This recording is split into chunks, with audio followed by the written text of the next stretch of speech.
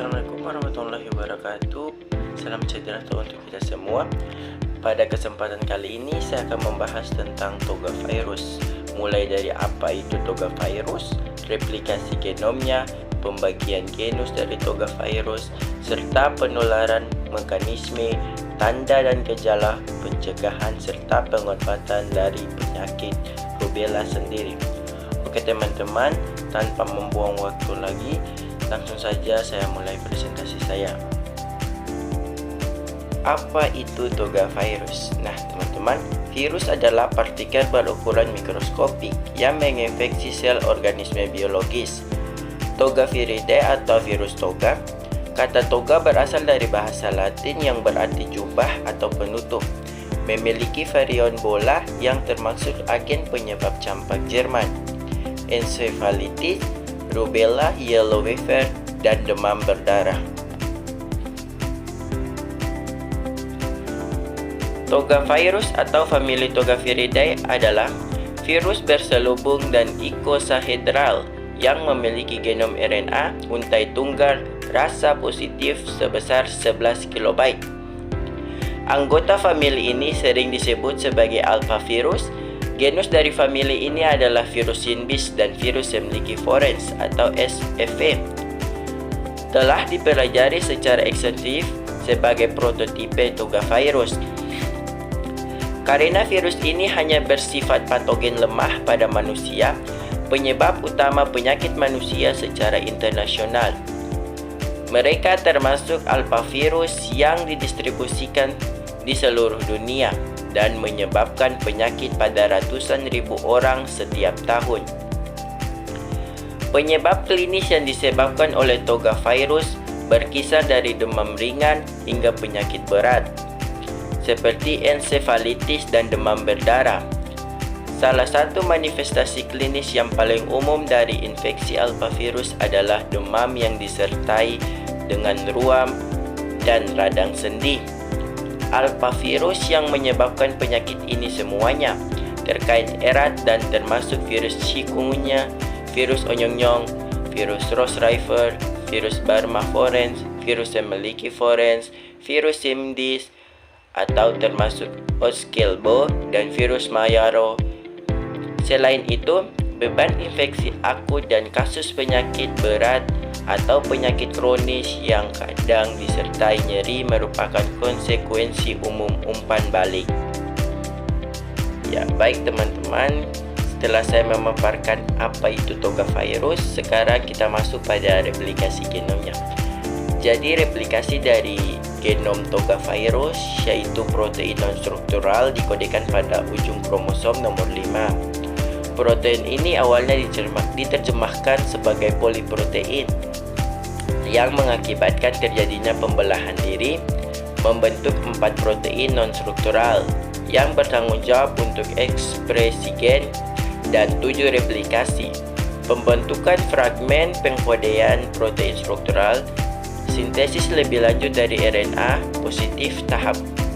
Selanjutnya pembagian genus. Di sini ada 2 genus. Yang pertama genus alphavirus. Jenis spesies virus Synbis, virus Yersin Venezuelan encephalitis, virus Western Venezuelan encephalitis, virus Ross River, virus onyong-nyong, virus chikungunya, virus semlikiforens. Yang kedua genus rubivirus, jenis spesies virus rubella. Yang pertama alphavirus alpha, yang kedua rubivirus rubella. Nah teman-teman, pada slide di samping hanya ada jenis spesies dari kedua genus tersebut. Tetapi di sini saya juga akan memperjelas tentang apa itu genus alphavirus dan genus rubivirus. Yang pertama adalah genus alphavirus adalah virus yang menyerang otak dan menimbulkan peradangan saraf otak yang disebut encephalomyelitis. Penyebaran virus alfa adalah melalui nyamuk sebagai vektor. Yang kedua, genus rubivirus atau sering disebut dengan istilah campak Jerman adalah sebuah infeksi yang menyerang terutama kulit dan kelenjar getah benih. Teman-teman semuanya, virus ini biasanya menginfeksi pernapasan seperti hidung dan tenggorokan. Penyakit ini juga dapat ditularkan melalui aliran darah seorang wanita yang sedang hamil kepada janin yang dikandungnya. Karena penyakit ini tergolong penyakit ringan pada anak-anak. Bahaya medis yang utama dari penyakit ini adalah infeksi pada wanita hamil yang menyebabkan penyakit sindrom cacat bawaan pada janin. Teman-teman semuanya, mengapa infeksi rubella pada ibu hamil dapat menyebabkan sindrom cacat bawaan? Karena ketika seorang wanita terinfeksi virus rubella di awal kehamilan, dia memiliki kemungkinan 90% menularkan virus ke janinnya. Hal ini dapat menyebabkan kematian janin atau dapat menyebabkan CRS. Bayi dengan CRS dapat mengeluarkan virus selama 1 tahun atau lebih. Berikut penularan penyakit rubella. Pada umumnya, virus rubella hidup di daerah tropis, subtropis, dan pada daerah yang memiliki musim semi. Virus rubella menular melalui dahak penderita yang masuk ke tubuh orang lain. Selain itu, virus ini juga menular melalui cairan tubuh seperti keringat. Jika daya tahan tubuh kuat, maka virus tersebut akan mati. Namun sebaliknya, jika daya tahan tubuh lemah, maka virus akan masuk ke dalam tubuh. Virus rubella tidak memiliki perantara dalam penularannya, tetapi penularan dapat terjadi melalui udara. Virus rubella akan berkembang biak dalam sel-sel yang melapisi bagian belakang tenggorokan dan hidung. Virus ini juga dapat menyebar melalui aliran darah atau sistem getah benih ke bagian tubuh lain, seperti sendi, timus, mata, testis, limpa, amandel, paru-paru. Masa inkubasi virus ini diawali dengan gejala flu ringan hingga muncul bintik-bintik merah pada kulit. Masa inkubasi dapat terjadi dalam waktu 7-20 hari. B. Mekanisme penyakit rubella. Penularan virus rubella melalui udara dengan jalan masuk awal melalui nasofaring dan orofaring. Setelah masuk akan mengalami masa inkubasi antara 11-14 hari sampai timbulnya gejala. Infeksi terjadi melalui mukosa, pencernaan bagian atas, replikasi virus. Mula-mula dapat terjadi di saluran pernafasan, diikuti dengan perkembangbiakan dalam kelenjar getah benih, servikal.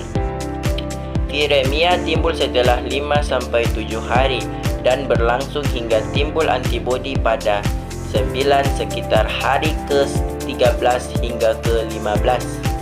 Timbulnya antibodi berbarengan dengan timbulnya ruam.